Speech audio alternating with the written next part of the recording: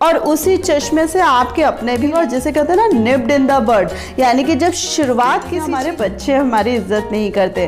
But इससे भी ज़्यादा सोचने वाली बात यह है कि बच्चे हमारी इज्जत क्यों नहीं करते हैं। चलिए शुरू करते हैं। मेरे बहुत सारे सब्सक्राइबर फ्रेंड्स मुझसे कई बार क्वेश्चंस करते हैं कि मैम मुझे अपने घर में इज्जत नहीं मिलती, या अपने घर की बात तो छोड़ो अपनों की ही नज़र में इज्जत नहीं मिलती, जिसकी वजह से मैं बहुत दुखी रहती हूँ या बहुत दुखी रहता हूँ। सो फ्रेंड्स, आज का टॉपिक बेहद इंपॉर्टेंट और ख़ास है कि भाई हमें इज्जत क्यों नहीं मिलती है और उस इज्जत को कैसे पाया जा सकता है। सो फ्रेंड्स, इसमें जो सबसे पहला पॉइंट है कि हमें खुद में चेक करना पड़ेगा कि भाई हमारी इमेज दूसरों के सामने क्या है।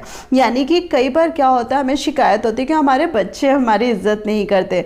बट इससे भी ज़्यादा सोचने वाली बात यह है कि बच्चे हमारी इज्जत क्यों नहीं करते हैं, यानी कि उनकी नज़र में हमारी इज्जत क्यों नहीं है, वो हमारे बारे में क्या इमेज रखते हैं। इसको एक छोटे से एग्जाम्पल से आपको समझाना चाहूँगी। मेरे एक सब्सक्राइबर के साथ प्रॉब्लम ये थी कि उसके जो इन-लॉज थे उसको बुरे तरीके से घर में जलील करते थे, यानी कि हर चीज़ में उसको झिड़कना, डांटना, या घर में जो उसकी जो स्थिति थी वो बेहद ही खराब थी। उसके जो हस्बैंड थे वो उनसे भी ज़्यादा खराब ट्रीटमेंट करते थे। बच्चे जब धीरे करके जब बड़े हुए तो उन्होंने अपने घर में जो एटमॉस्फेयर देखा उसी के अकॉर्डिंग उन्होंने अपनी मदर को ट्रीट किया, यानी कि उन्हें अपनी मदर में ऐसा कुछ दिखता ही नहीं था कि उनकी इज्जत करी जाए। यानी कि मदर की इमेज जैसी उन्होंने अपने बड़ों से पाई, उन्होंने उसी तरीके से ट्रीट किया। अब अगर यहाँ पर मैं बच्चों की गलती ठहराऊं, नहीं, यहाँ पर बच्चों की गलती नहीं है। यहाँ पर पहली गलती इस फैमिली की है जिन्होंने उस लेडी को इज्जत नहीं दी, और यहाँ पर उससे भी बड़ी गलती उस लेडी की है जो इतने दिनों से टॉर्चर सह रही थी।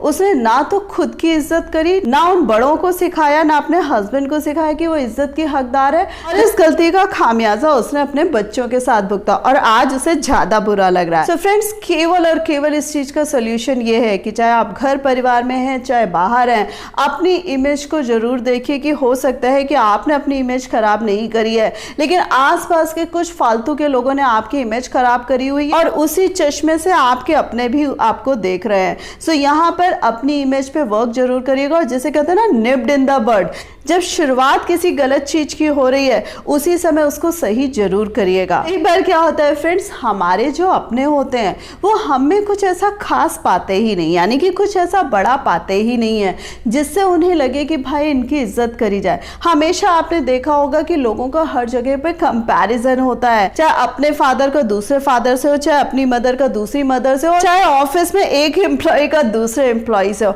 हर एक का एक जगह से दूसरी जगह पे कंपैरिजन होता रहता है। होता क्या है कि जहां पर हमारा स्तर थोड़ा ऊंचा होता है वहां रिस्पेक्ट मिलती है, जहां पर स्तर हमारा थोड़ा नीचा होता है वहां रिस्पेक्ट नहीं मिलती है। सो फ्रेंड्स, यहाँ पर भी फाइंड आउट करने वाली बात यह है कि भाई दूसरों की इतनी गलती नहीं है।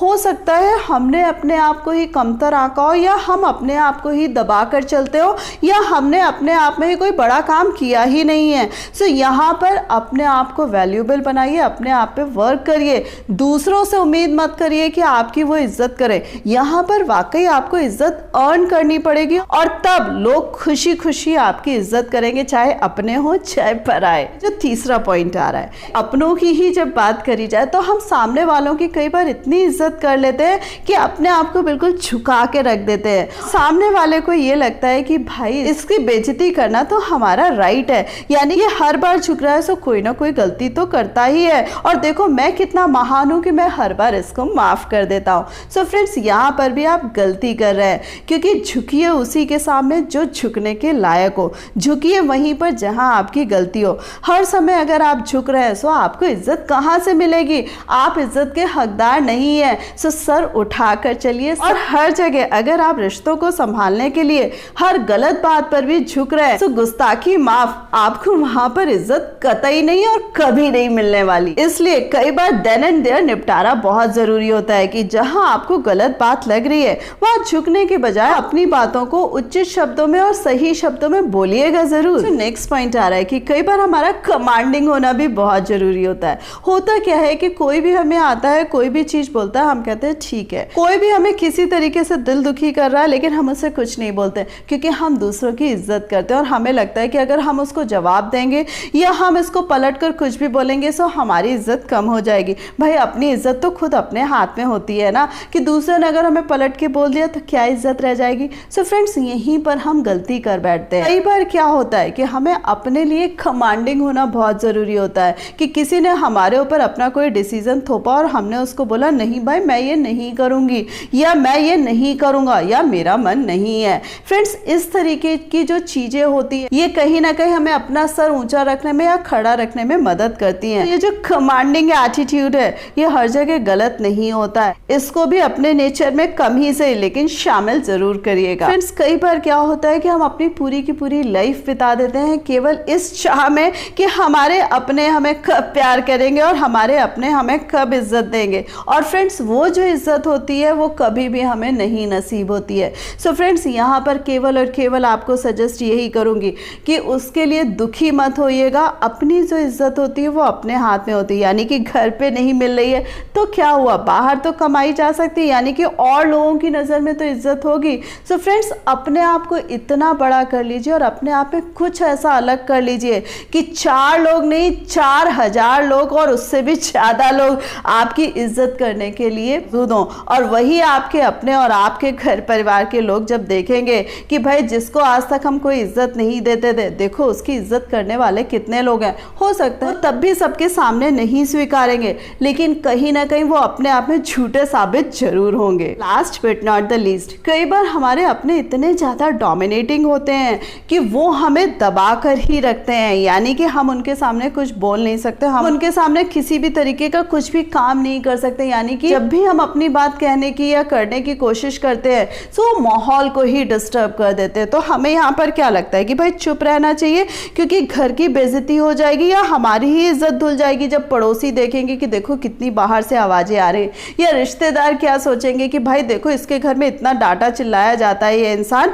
इसकी तो कोई इज्जत ही नहीं है। सो फ्रेंड्स, यहाँ पर मैं आपसे कहूँगी कि इन चीज़ों से कतई मत डरिएगा। जो इस तरीके के लोग, चाहे आपके अपने हो चाहे पराए, जो आपके ऊपर हावी होने की कोशिश करते हैं और हर जगह आपको गलत साबित करने की कोशिश करते हैं और उसमें बोलते हैं इसलिए तुम्हें कोई पसंद नहीं करता और इसीलिए तुम्हारी कोई इज्जत नहीं है। सो फ्रेंड्स, उनके इस स्टेटमेंट को फूंक मारकर उड़ा दीजिएगा, क्योंकि घर के बाहर जो आवाज़ जा रही है वो आपके साथ साथ उनकी भी होगी। इज्जत जितनी आपकी जा रही होगी उतनी उनकी भी जा रही होगी। अपनी इज्जत के लिए इतना मत परेशान होइए। होप इन छोटे छोटे और क्रिस्प पॉइंट से आपको अपनी प्रॉब्लम के सॉल्यूशंस जरूर मिले हों। इसको कौन सा सॉल्यूशन मिल गया मुझे कमेंट करके जरूर बताइएगा। वीडियो को लाइक करना मत भूलिएगा, अपने फ्रेंड्स के साथ शेयर करना मत भूलिएगा और इस प्यारी सी फैमिली का पार्ट बनने के लिए चैनल को सब्सक्राइब कर दीजिएगा। So thanks a lot for giving me this much time.